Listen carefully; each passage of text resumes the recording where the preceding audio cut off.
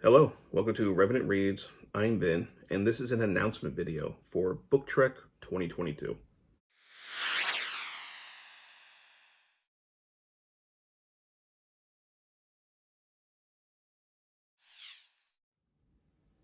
So this is the second year that we are doing a Book Trek Readathon event. Last year, Book Trek 2021, which you'll be able to find if you follow that hashtag or go into my video library. You'll find a bunch of books that I have put into the list for Book Trek 2021. That was when we dedicated ourselves on a 5-month mission to reading Star Trek fiction. Each month we took a different iteration of Star Trek in their release order. And just kind of saw what we could find. So we went through the original series, Next Generation, Deep Space Nine, Voyager, and Enterprise. So we are back with another year of Book Trek. This time it's going to be much more abbreviated, much more simplified and streamlined. I think the people who participated overall had a lot of fun last year, but 5 months was a long time. We're just going to kind of simplify things, and going forward every year when we do this, I think it'll just be, we're just going to have a simple Book Trek event. So for this one, it's going to be 2 months. It will be August and September of this year.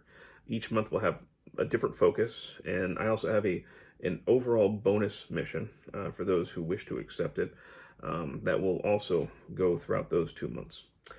So to get started here, the very first month of August, that is going to be Wrath of Book Trek.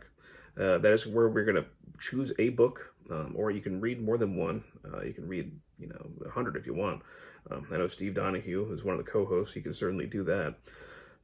But essentially, choose one book from one of the iterations of Star Trek that we looked at last year. So this can be a book from the original series, The Next Generation, Deep Space Nine, Voyager, or Enterprise. One book during the month. You can do more than that if you want. But it's a chance to return to some, a favorite series, favorite characters, favorite ship. Remind ourselves, if you're a Star Trek fan, why you love Star Trek. And that's it. That's August. So again, if you want ideas, if you didn't read anything last year, you want to try something new, you can look at my past videos. You can look at the past videos of my co-hosts, which I'll have all of my co-hosts linked down below. They've also made videos throughout last year's Book Trek where you'll get plenty of ideas. But that's going to be the first month. The second month is September, and that is going to be Strange New Worlds. Not directly related to the new series that's coming out, but certainly the name is inspired by the similar, opening to the original series show. Strange New Worlds is where we look at Star Trek fiction, not from one of the iterations that we read last year. So again, asking just to read at least one book, but it can be from a whole slew of other print media from Star Trek. We, of course,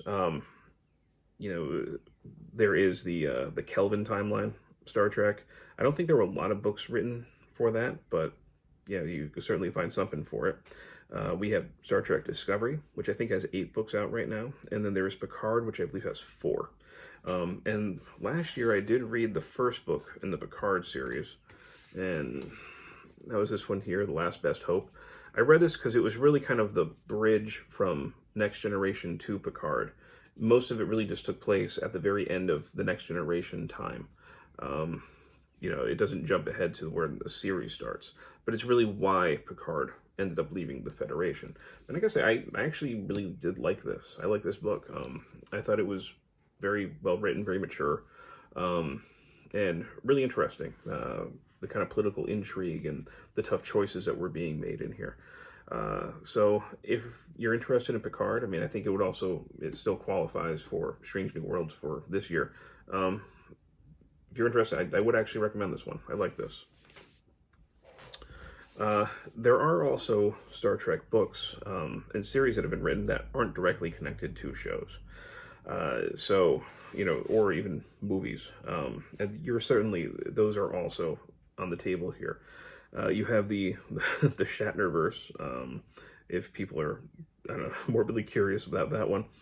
This is something co-written by Shatner and also Judith and Garfield Steve Reeves, who their standalone Star Trek fiction is actually really good. I have not read the Shatnerverse. I only know it by reputation. But essentially, William Shatner, of course, who played Captain Kirk. Captain Kirk died at the end of Star Trek Generations, the movie, and he basically brings Kirk back and for new adventures. And apparently, from what I've heard, it's a very self-aggrandizing sort of stories that ended up occurring. That's certainly one option. There is also a series, Star Trek New Frontier. Here's the first book from that. Sorry for the glaring at the window right there. All of these are written by Peter David. I don't think that these are still being published right now, but he did write quite a few of these. And this takes place during the TNG years, but it's a whole different crew. So this is the captain here. His name is, I think, Mackenzie Calhoun. And it follows him and his crew and what they do. And this is book one. It is a very quick read. I read this one a couple years ago, and it didn't take me long at all. It's 168 pages. So this is something, if you want to give this a shot, you could. And like I said, there's a whole bunch of books that came out after this as well. There are also ones that I have not read anything from. One of them being Star Trek Corps of Engineers, which takes place during the... Actually, I'm not entirely sure when that one takes place. Sorry. But it does follow engineers. It's a series that went on for about 10 years, from 2000 to 2010. And then you have Star Trek Titan, which is the adventures of the ship Titan, which is captained by William Riker. So it's kind of when he leaves the Enterprise and gets his own ship. So that's something to certainly think about reading. And the last one that I know of is Star Trek Vanguard, which is a base on somewhere on the frontier, but it takes place during the original series.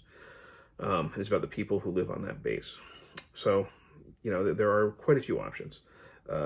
Again, so August will be something from the first 5 iterations of Star Trek that we read last year, and then September is Strange New Worlds. Pick something from an iteration of Star Trek that we didn't read last year, and that's about it for that one. And I do have a bonus mission. Certainly, if you read a Star Trek book in August and September, you've completed Star Trek. But this is a bonus mission should people choose to take it.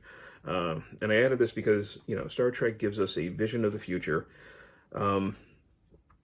where technology and ethics have progressed side by side. It is a future improved by technology and science, and it is a scientifically literate future. In that spirit, I'm asking people who participate, if they choose this bonus prompt, sometime within the 2-month period of August or September, read a nonfiction science book. It doesn't have to be anything super heavy. It can be something that's a little more pop science. It doesn't matter. But choose something that interests you and read a nonfiction science book. It can be astronomy, physics, geology, evolutionary biology. You can read about dinosaurs if you want.